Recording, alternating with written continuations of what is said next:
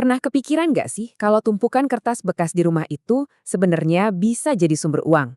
Nah, kali ini kita bakal bongkar bareng-bareng gimana caranya mengubah sampah yang sering kita anggap remeh jadi sesuatu yang bernilai. Siap? Coba deh bayangin sejenak. Setiap lembar koran, majalah, atau bahkan kardus bekas yang ada di tempat sampah, itu tuh sebenarnya kayak harta karun yang lagi nunggu buat digali. Penasaran gimana cara sulapnya? Yuk kita cari tahu sama-sama. Dan ini bukan cuma angan-angan loh, apalagi sekarang di era gaya hidup berkelanjutan atau sustainable lifestyle, ide ini tuh pas banget momentumnya. Mengubah sampah kertas jadi cuan, itu ibaratnya kita lagi nanam pohon ini nih. Kalau kita rawat dengan benar, idenya bakal tumbuh subur dan ngasilin untung yang nyata. Oke, kita mulai dari dasarnya dulu ya. Gimana ceritanya limbah kertas ini bisa jadi peluang emas? Kuncinya itu ada di bahannya sendiri. Ternyata nih, waktu diolah lagi, kertas bekas itu punya tekstur dan fleksibilitas yang unik banget. Nah, ini dia modal awal kita buat berkreasi. Sekarang kita masuk ke bagian yang paling seru. Saya bakal tunjukin 5 cara kreatif, 5 wajah yang beda dari kertas bekas buat mengubahnya jadi produk yang nggak cuma cantik, tapi juga punya nilai jual yang tinggi. Yuk kita lihat satu persatu. Wajah pertama, kertas buatan tangan yang estetik. Mungkin kelihatannya simpel ya, tapi jangan salah, justru para seniman dan pebisnis kreatif tuh lagi gencar-gencarnya nyari keunikan kayak gini yang nggak bakal bisa ditemuin di kertas pabrikan biasa. Coba deh lihat lebih dekat detailnya. Teksturnya yang agak kasar, pinggirannya yang nggak rata atau yang biasa disebut decal edge yang artistik itu, bahkan bisa dicampur sama kelopak bunga kering. Inilah yang bikin kertas ini jadi sempurna buat undangan nikah yang mewah, kartu ucapan premium, atau jurnal eksklusif. Harganya jelas bisa jauh lebih tinggi. Oke, selanjutnya kita main-main sama yang namanya bubur kertas atau paper pulp. Tekniknya itu sebenarnya sederhana banget. Kertas bekas kita ancurin sampai jadi bubur, terus dicetak jadi macam-macam bentuk 3 dimensi. Setelah kering, hasilnya, wah, luar biasa kuat dan solid. Dan hasilnya bisa jadi apa aja. Mau jadi wadah perhiasan yang cantik, vas bunga dekoratif, atau bahkan bingkai cermin dengan gaya organik yang lagi ngetrend.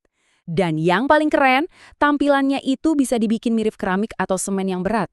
Tapi produk ini jauh lebih enteng dan gak gampang pecah. Inovatif banget kan?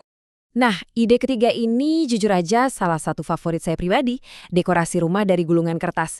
Cuma dengan ngulung koran atau majalah bekas dengan padat, kita bisa bikin struktur yang kekuatannya itu bener-bener di luar dugaan loh. Lihat deh hasilnya, keren banget kan? Bisa jadi keranjang anyaman, jam dinding unik, sampai kap lampu gantung yang super stylish. Tapi kuncinya ada di finishing. Dengan lapisan pernis yang pas, produk ini bukan cuma jadi tahan air, tapi tampilannya jadi eksotis dan mahal. Mirip banget sama kerajinan dari rotan. Keempat, kita masuk ke kategori yang pasarnya tuh kayaknya nggak ada matinya. Alat tulis dan produk-produk buat organisasi. Nah, di sini kita bisa manfaatin kertas dan karton daur ulang buat bikin produk fungsional yang dibutuhin sehari-hari. Contohnya nih ya, bikin notebook dengan sampul yang unik atau kotak kado yang bisa di-custom. Nilai jualnya ada di 2 hal penting. Pertama, personalisasi yang bikin pelanggan ngerasa produknya spesial buat mereka. Dan kedua, konsep zero waste yang kuat, yang pastinya nyambung banget sama konsumen zaman sekarang yang peduli lingkungan. Dan yang terakhir, ini dia ide yang paling artistik dari semuanya. Aksesoris dan perhiasan dari kertas. Betul, Anda nggak salah dengar. Dari lembaran kertas, kita bisa menciptakan sebuah seni yang bisa dipakai di tubuh. Keren kan? Jadi, kertasnya itu diolah jadi manik-manik unik, terus dirangkai jadi kalung, anting, atau gelang. Ini tuh pasar yang cocok banget buat penggemar gaya etnik atau bohemian. Kunci suksesnya ada 2. Pilihan palet warna yang menarik, dan ini yang paling penting, lapisan pelindung yang bikin perhiasannya awet dan tahan keringat. Oke, 5 ide brilian udah kita kantongin. Tapi pertanyaannya, gimana caranya biar produk ini laku keras dan nggak cuma dianggap kerajinan tangan biasa aja? Nah, sekarang kita bakal bongkar resep rahasianya. Formula di balik produk daur ulang yang punya nilai jual tinggi. Coba kita bedah tabel ini ya. Ada 4 strategi kunci. Pertama, kualitas akhir. Ini krusial banget. Pastikan produknya nggak kelihatan murahan atau kayak sampah. Pakai pelapis kayak pernis biar lebih profesional dan tahan lama. Kedua, kemasan. Jangan cuma bungkus produknya, tapi ceritain kisahnya. Ceritakan gimana setiap pembelian itu ngebantu ngurangin limbah. Ketiga, target pasar. Bidik komunitas yang pas, misalnya kafe-kafe unik atau bahkan coba deh pasar ekspor. Terakhir, inovasi warna. Pakai pewarna alami kayak dari kunyit atau kayu secang, itu bisa langsung nambahin nilai organik ke produk Anda.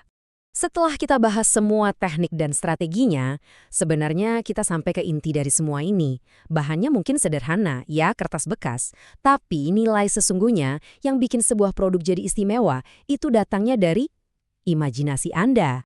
Seperti yang tertulis di sini, kunci utamanya adalah pada kreativitas desain agar fungsi produk berubah dari sekedar limbah menjadi barang koleksi. Ini dia intinya. Ini bukan lagi soal bahan bakunya, tapi soal visi dan kreativitas di baliknya. Jadi, setelah melihat semua kemungkinan ini, saya mau nantang Anda buat ngintip lagi tempat sampah di rumah. Kira-kira mahakarya apa ya yang sebenarnya lagi sembunyi di sana, nunggu buat Anda ciptakan? Saya jadi penasaran loh.